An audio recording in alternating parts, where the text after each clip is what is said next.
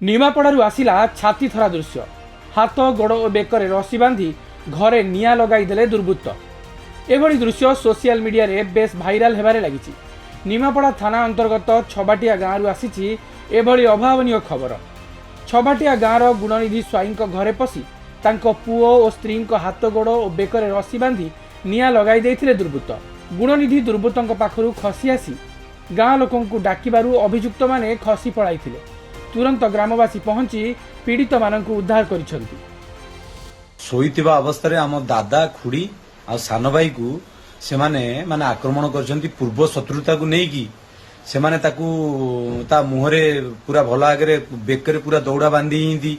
दौड़ा बांधी सारा पर खुड़ीर हाथ गोड़ सब बांधिकी आमर दादा केमिति माने तांकोठू खसिकी जाइकिरी आम घरे डाकियारू से जीवन बंची पारिछि। घरे निआं लगई देइछंती।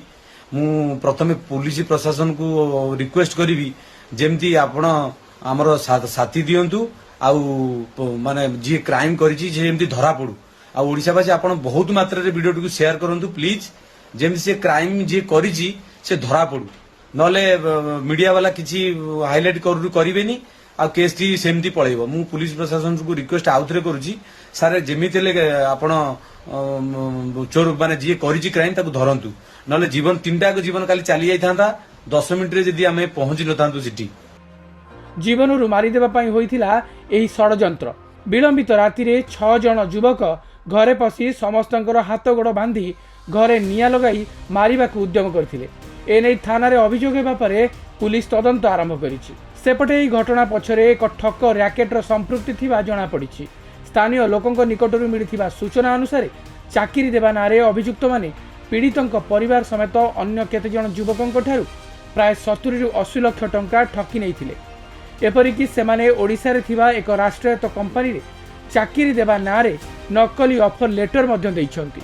ठकीर शिकार होइतिबा गुणनिधिक पुओ गणमाध्यम आगे सत प्रकट करिबारु अभियुक्त माने तांकु रास्तारू हटेइबाकू एही योजना करिथिले। गुणनिधिक पुओ गत 17 तारिख रे भुवनेश्वर घर को फेरिथिले। यह जानिबा परे अभियुक्त माने सेही राति रे एभली जघन्य अपराध घटाइथिबा जणा पड़िछि। ब्यूरो रिपोर्ट, खबर ओडिशा।